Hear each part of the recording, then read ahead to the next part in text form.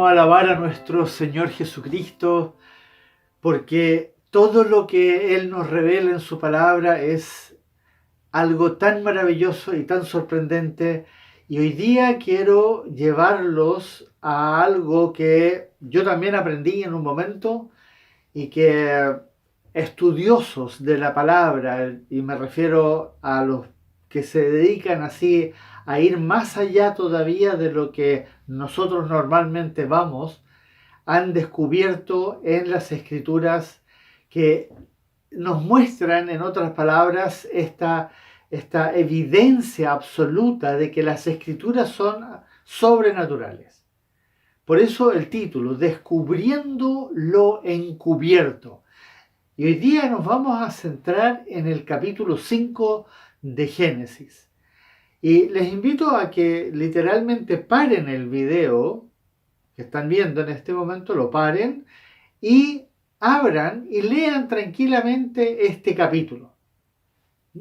Hagan ese ejercicio.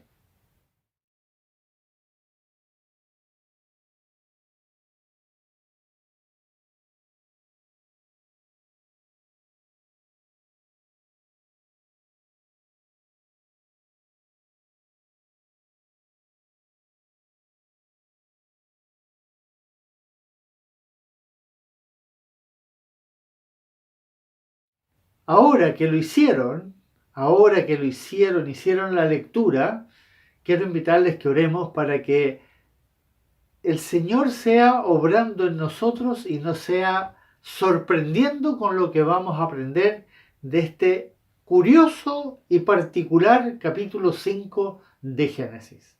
Oremos.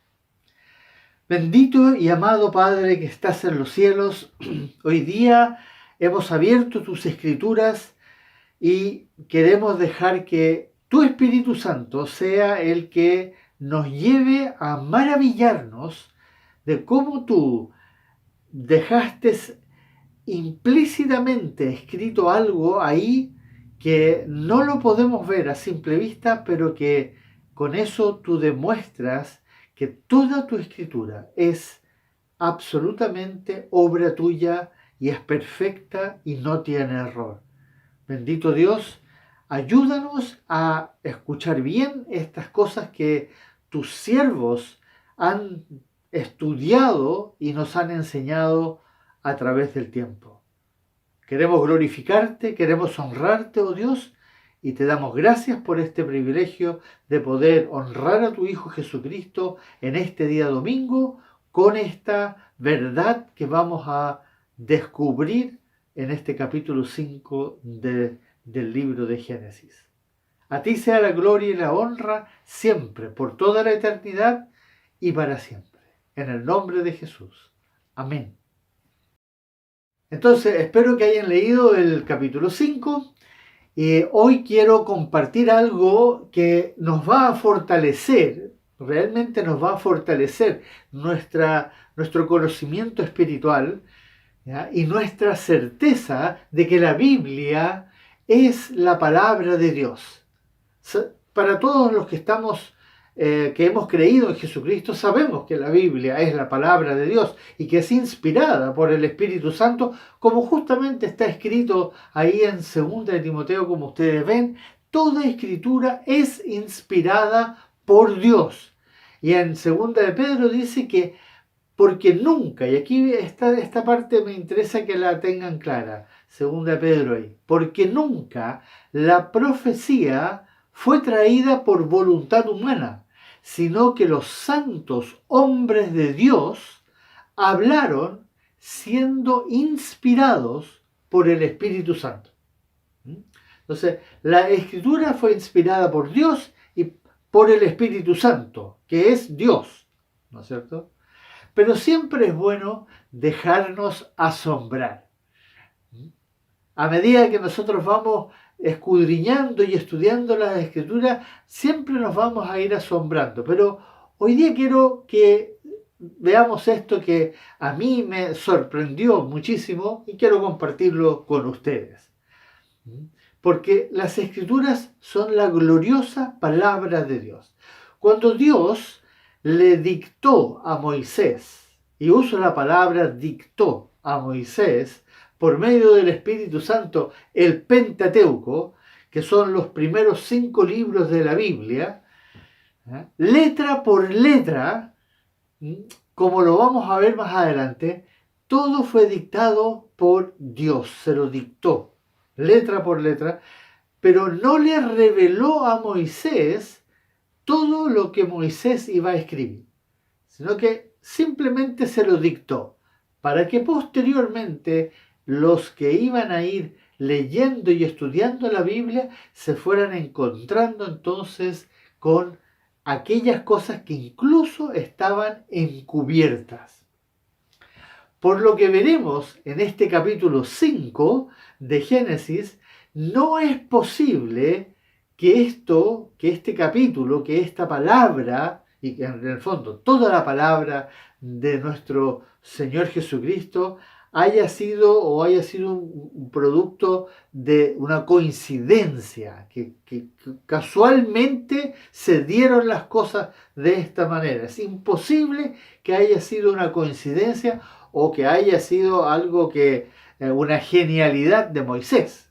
Y de hecho ustedes se habrán dado cuenta al leer el capítulo 5, es uno de esos capítulos que aparentemente no tiene no llama la atención, más allá de que es una genealogía y que habla de las edades y de los nombres de los patriarcas antediluvianos y la fecha de su nacimiento o la fecha del nacimiento de los hijos que iban a ser parte de la genealogía mesiánica. Sin embargo, es bien interesante que en Proverbios hay un proverbio ahí que está como medio escondido en Proverbios 25, gloria de Dios es encubrir un asunto. Miren lo que dice. Gloria de Dios es encubrir un asunto, pero honra del rey es escudriñarlo. Dios se gloría, en otras palabras, al encubrir algo. Él se gloría, Él se goza de encubrir cosas específicamente en la Biblia, pero Él mismo al mismo tiempo da la capacidad de poder llegar a investigar y entender lo que Él encubrió. Y se lo da a aquellos que verdaderamente se lo proponen, van en la búsqueda de lo que está más allá de lo que se puede leer superficialmente. Y eso demuestra, en el fondo, para demostrar su omnisciencia, que la palabra es mucho más profunda de lo que nosotros podemos leer a simple vista. Y por lo tanto, nos vamos dando cuenta de que el texto es sobrenatural. En otras palabras, que no puede haber sido escrito por hombres, que tiene que haber sido dictado, así, dado, inyectado, inspirado por Dios, el Espíritu Santo. Pero cuando uno lee este capítulo 5 de Génesis, nosotros podemos aprender 3 cosas, a simple vista, lo que vemos superficialmente. Los nombres de los que llevaron la simiente mesiánica, Adán, Set y así. Esos los nombres que llevan la simiente mesiánica. Segundo, la duración de sus vidas, cuánto vivieron estos hombres que llevan la simiente mesiánica. Y en tercer lugar, y muy importante, cuánto tiempo vivieron y cuánto tiempo hubo entre cada uno de ellos. Y esto es muy interesante porque esto nos va a ayudar a nosotros a entender cuánto duró el periodo antediluviano. ¿Cuánto duró este periodo? Si sumamos los años entre cada uno de estos hombres de la genealogía mesiánica, como ustedes ven ahí en ese cuadro, entre Adán y Set hubieron 130 años, entre Set y Enós hubieron 105, entre Enós y Cainán 90, entre Cainán y Mahalalel 70, entre Mahalalel y Yaret 65, Yared, Enoc 62, Enoc, Matusalén 65, Matusalén, Lamec 187 y Lamec y Noé 182. Y hay que sumarle los 500 años entre Noé y Sem. Sem fue el hijo que llevó la simiente mesiánica. Se demoró 500 años en tener a los hijos, a esos 3 hijos que luego lo acompañan en el arca. Pero hay que agregarle los 120 años que se demoró Noé en construir el arca. Entonces, sumado todo, llegamos a los 1576 años. Entonces, podemos saber de que la Tierra entonces ya tenía hasta el periodo del diluvio aproximadamente 1600 años. Más o menos. Ahí las fechas no son exactas, pero podemos sacar la cuenta que el periodo antediluviano llegó a durar aproximadamente 1600 años.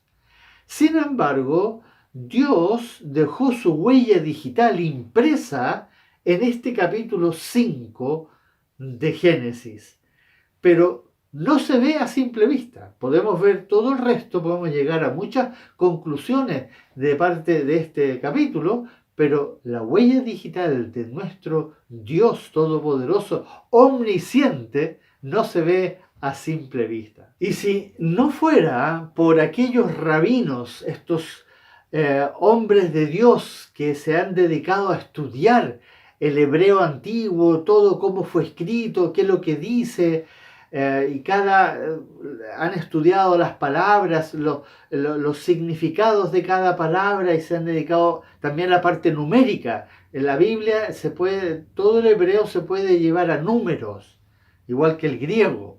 Y si no fuera por estos rabinos que estudiaron en profundidad las escrituras, especialmente el Pentateuco, es algo que lo han desglosado en todo sentido, nunca hubiésemos sabido cuán sobrenatural es la palabra de Dios. Realmente es algo sorprendente, amados hermanos y hermanas. Cuando uno hace un estudio más profundo, en este caso de los nombres, específicamente de los nombres que aquí se mencionan en el capítulo 5 de Génesis, y lo hace específico en el hebreo paleo, que es el idioma en el cual fue escrito, ¿no?, todo el texto que originalmente Moisés escribió. ¿No? Moisés escribió en este hebreo paleo. Se descubre algo que es absolutamente sorprendente y nos va a dejar perplejos. Miren lo que vamos a descubrir a medida que vamos analizando este extraordinario texto. Y aquí ustedes están viendo ahí el alfabeto hebreo, pero en este hebreo paleo, que fue el primer hebreo que hay registro, que después se fue modificando con el tiempo. Entonces, el hebreo en el cual fue escrito el texto de Moisés se denomina hebreo paleo. Y es un idioma pictográfico. Pictográfico significa que fue hecho, como ustedes ven ahí, con formas que significan algo. No es fonético como el nuestro. El nuestro es por letras que se unen y esas letras entonces dan el sonido a una palabra. El idioma pictográfico es a través de símbolos, y cada uno de estos símbolos, estos dibujos, que en el fondo lo que son dibujos, tienen un concepto, representan un concepto que tiene un significado y a su vez tiene un valor numérico. Y al juntarlos expresan una palabra. Esto es muy interesante. Por ejemplo, ustedes se fijan ahí que la primera letra es esta letra que parece una cabeza de toro y representa una cabeza de un toro, de un buey, del animal más fuerte, y esto dependiendo con la letra con la que se junta, puede significar fuerte, puede significar primero, puede significar líder. En el fondo es un dibujo que juntado con otro dibujo, entonces adquiere un significado. Dos significados juntos dan un tercer significado. Esto es muy interesante cómo llegaron a concluir que esto eventualmente daba un sentido a una frase o a un mensaje. Entonces, la primera letra es esa,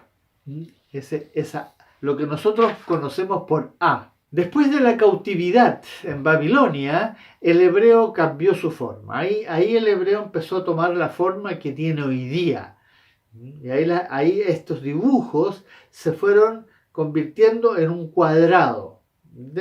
Cada letra estaba dibujada dentro de este cuadrado. Y ese es el hebreo que en el fondo tenemos hoy día, que también ha ido sufriendo ajustes en el pasar del tiempo, pero después de la cautividad de Babilonia, cuando los hebreos vuelven a Jerusalén, ahí ya vuelven con un alfabeto bastante más ordenado y configurado en esta forma cuadrada. Entonces, la segunda letra que vimos ahí en el gráfico es la letra Bet, que en realidad la E no existe porque en el hebreo no hay vocales. Todas las letras son consonantes. Entonces, uno no dice Bet, uno dice Bet, ¿ya? Bet. Y ahí suena una E para nosotros. Entonces se escribe B-E-T, pero en el fondo no hay una E, ¿ya? Es la letra B, escrita como un espiral cuadrado. Se fijaron. La primera letra es Aleph, que es como una cabeza de un toro. La segunda es como un espiral cuadrado y significa casa, familia, hogar. Y de ahí viene la palabra Bethlehem, el pueblo donde nació David, donde nació el Señor Jesucristo. Bethlehem, que significa casa de pan. Y se junta esa con otras tres letras más y aparece entonces el significado de pan y el significado de casa juntado, casa de pan. O Betel, lo que nosotros conocemos como Betel, casa de Dios. Así ustedes pueden juntar y se van dando significados. En otras palabras, lo que quiero transmitir es que el hebreo, cada letra lleva un significado, cada letra tiene un significado y no solamente un sonido, por lo cual se reconoce el significado de una palabra por la unión de letras. Al juntar las letras aparece una palabra, que no es el caso nuestro. Nosotros juntamos letras y ahí aparece entonces la palabra y la palabra tiene un significado. Pero aquí cada letra tiene un significado. Y un dato curioso que podemos agregar en este momento que estamos viendo esto, ¿ustedes se recuerdan cuando Dios le cambia el nombre a Abraham y a Sarai, como ustedes ven ahí? Pero en el capítulo 17 de Génesis, Dios les cambia el nombre. Y si ustedes ven en el versículo 5, le cambia el nombre de Abraham a Abraham. Y en el versículo 15 del capítulo 17 le cambia el nombre de Sarai a Sarah. Nosotros en el español solamente escribimos Sara, pero en realidad va una H detrás de Sarah. Nosotros la H en el español no la pronunciamos, por eso tampoco no la escribimos en este caso, pero normalmente en las escrituras es Sara con una H al final. ¿Qué fue lo que hizo Dios? ¿Qué fue lo que hizo? Insertó la letra H, la H, esa letra que no tiene sonido, pero que significa ya sea aliento, viento o espíritu. aliento, viento o espíritu. ¿Y por qué insertó Dios esta letra H cuando ellos ya eran adultos? No lo hizo cuando los conoció, cuando Él los llamó, sino que cuando ellos ya eran, habían tenido a Ismael y todavía no nacía la simiente. ¿Por qué lo hizo en ese momento? ¿Por qué? Porque Dios en ese momento envió, como lo dice el capítulo 17 de Génesis, envió al Espíritu Santo para que ellos pudieran concebir, engendrar a Isaac.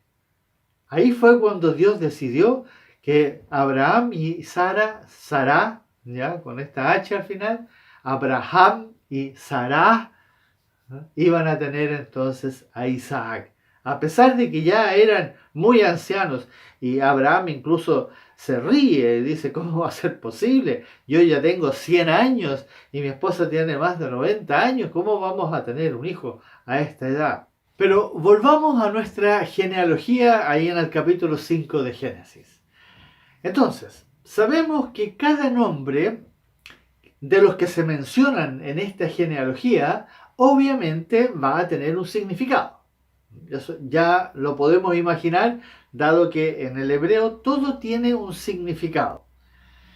Por eso, como ustedes ven ahí en ese cuadro que está apareciendo, Adán, escrito allá, ahí lo que ustedes ven escrito en azul es la letra, las letras hebreas de ahora. Y esa tiene un significado. Adán significa hombre. Set dice que significa ya sea designado o poder, dependiendo con qué otra palabra se ponga delante o detrás. Enos, ¿ya?, puede significar mortal o frágil o miserable. Curioso como uno pensar que alguien fue nombrado con esas palabras, pero en el tiempo en que fueron nombrados, no sabemos si verdaderamente tenían ese significado en ese tiempo. Porque recuerde que todos estos nombres provienen de 1400 años del periodo en que vivieron, y eso hace más de 4500 años atrás, antes del diluvio. Los nombres fueron escritos por Moisés en el año 1500 a.C., cuando él escribió el Pentateuco. Y en ese momento el significado que tenían era estos que estamos viendo ahora.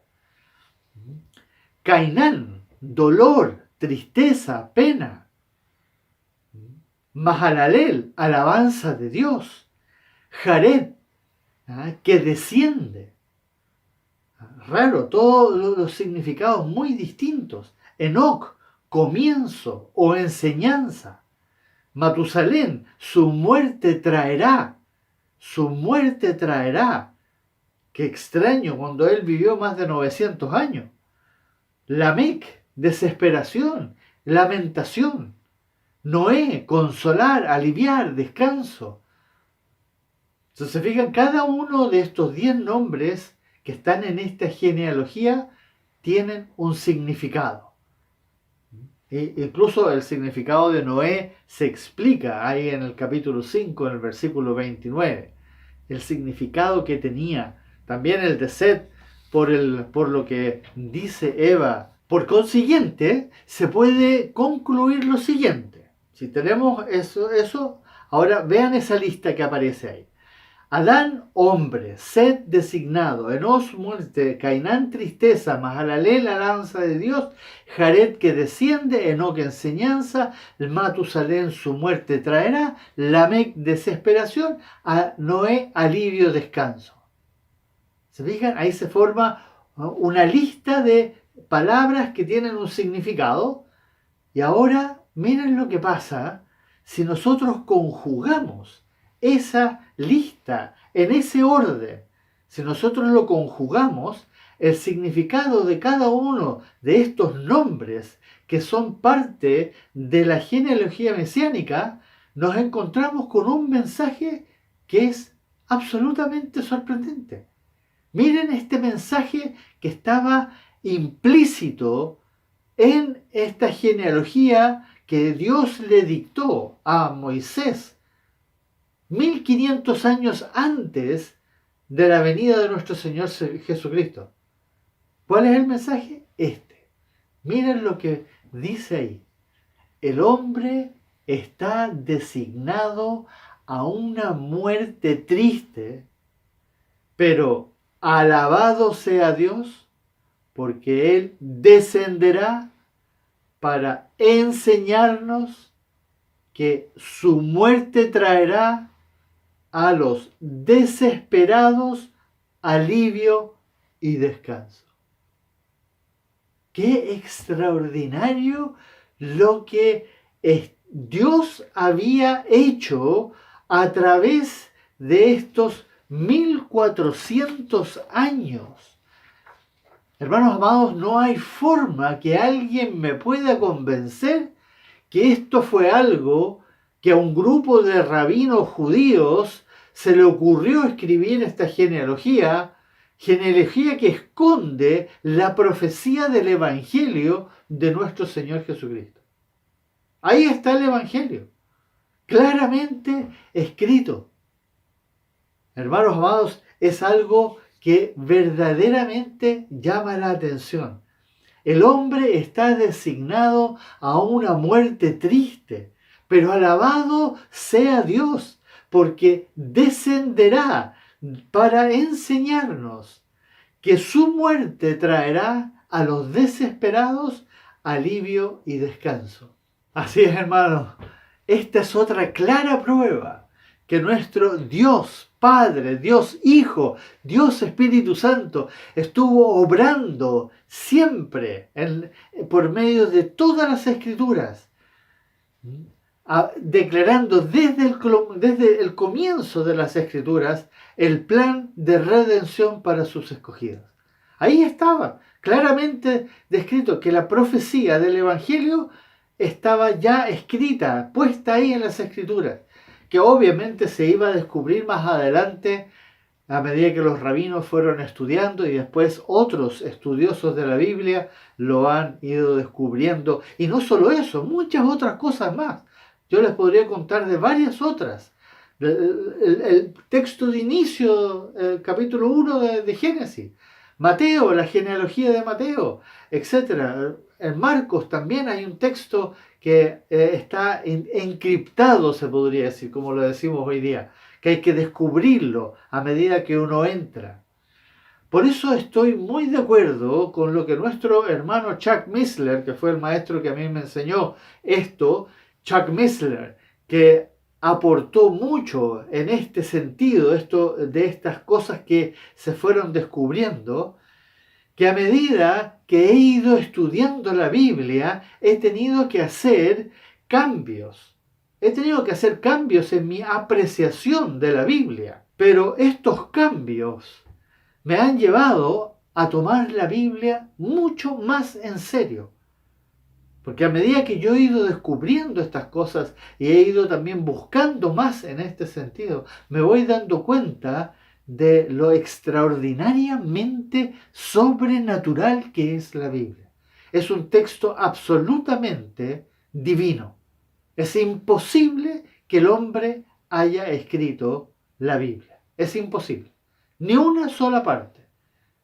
Por eso, hermanos amados, es bueno que nosotros de vez en cuando vayamos más allá del texto simplemente y veamos aquello que también está, como el orden en que fue escrito y por qué fue escrito de esa manera, por qué se dice esto primero y lo otro después.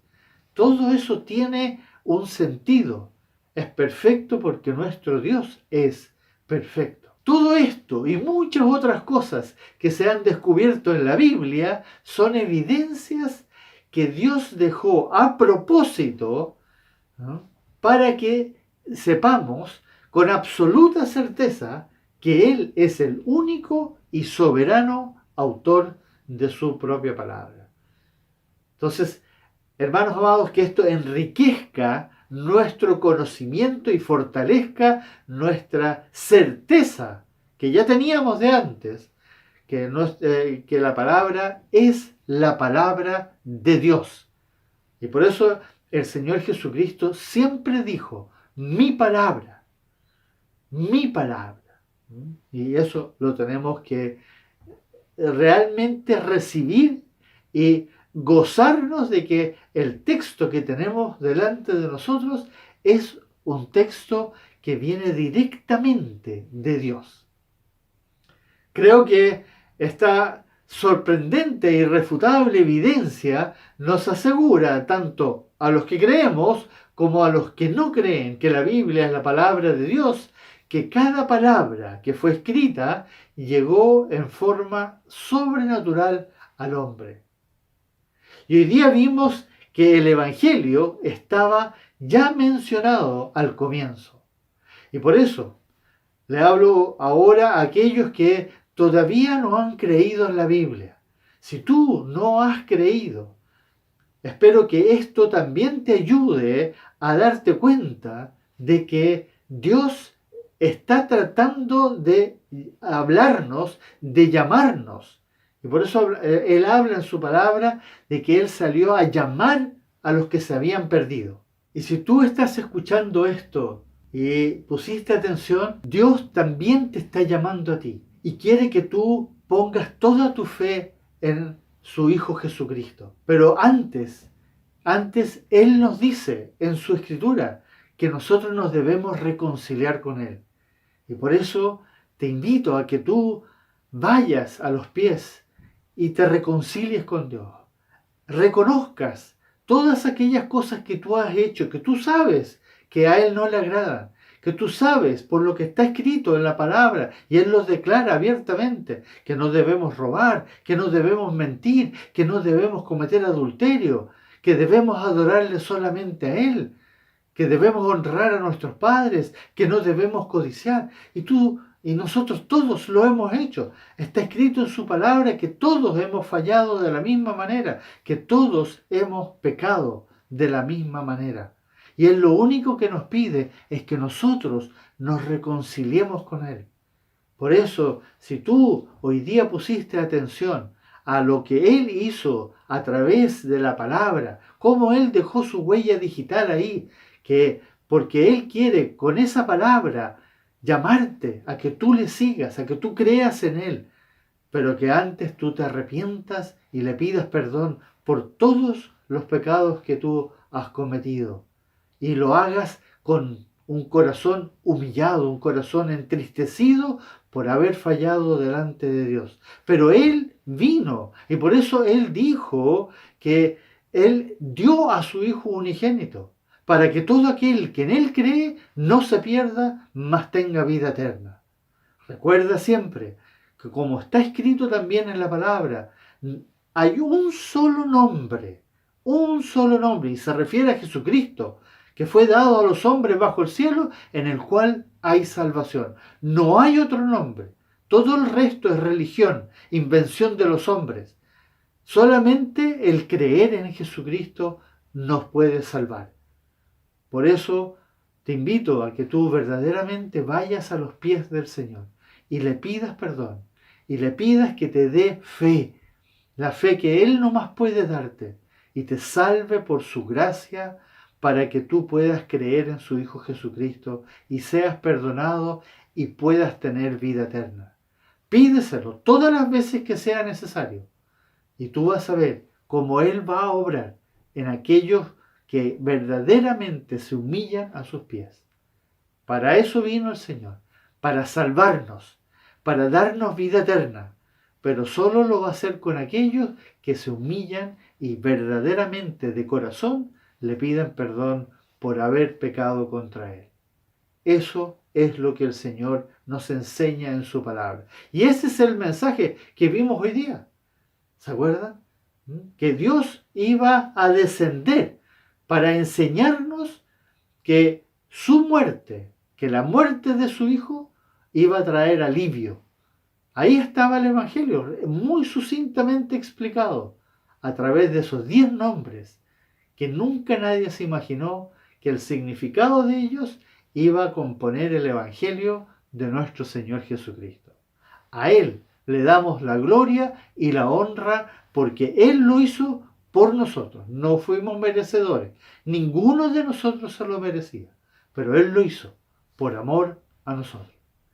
Que Él sea glorificado. Les invito, hermanos amados, que oremos y nos postremos delante de Él. Bendito Señor, sorprendente. Cada vez que seguimos profundizando en tus escrituras, nuestro espíritu, nuestra alma se sigue sorprendiendo, maravillando, asombrando, cómo tú, en esa absoluta omnisciencia y perfección, nos dejaste este texto, que hoy día parece un libro, pero que en verdad es tu palabra y está viva y es la cual verdaderamente puede transformarnos completamente. Y te pido, amado Padre Celestial, en el nombre de tu Hijo Jesucristo, por aquellas almas que escucharon este mensaje y que todavía no se habían reconciliado contigo, que tú obres en sus corazones para la gloria y la honra de tu santo nombre. Oramos en el glorioso nombre de tu Hijo Jesucristo, nuestro Señor y Salvador. Amén.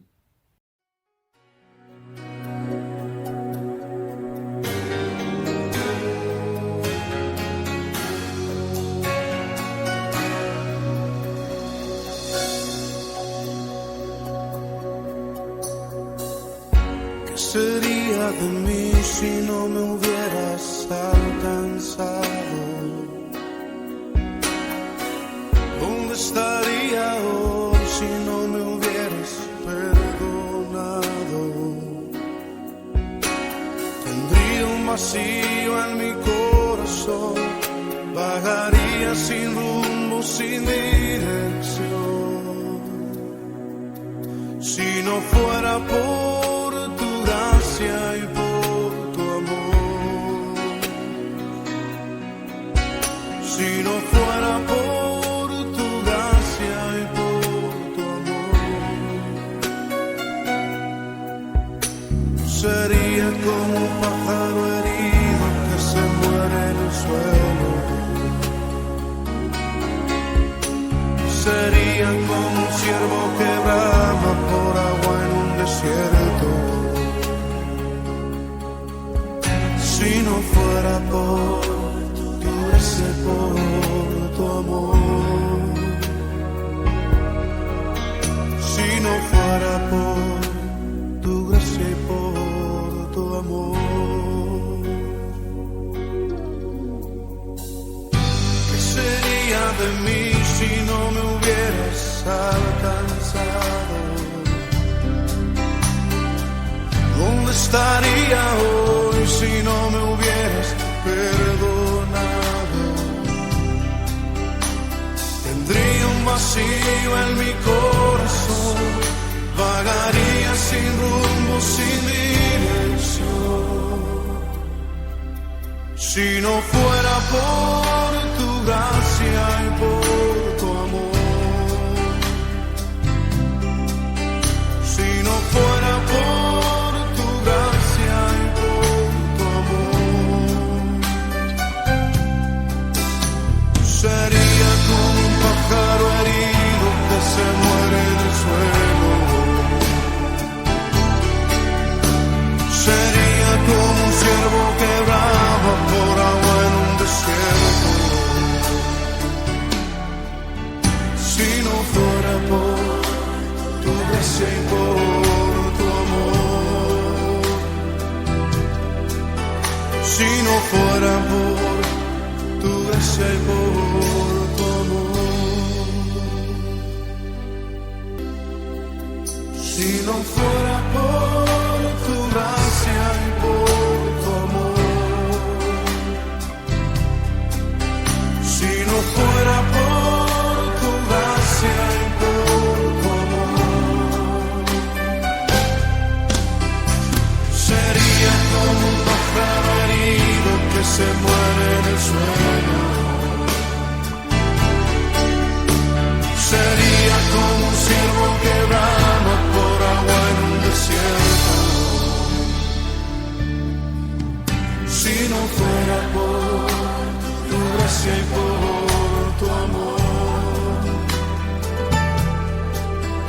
Si no fuera por tu gracia y por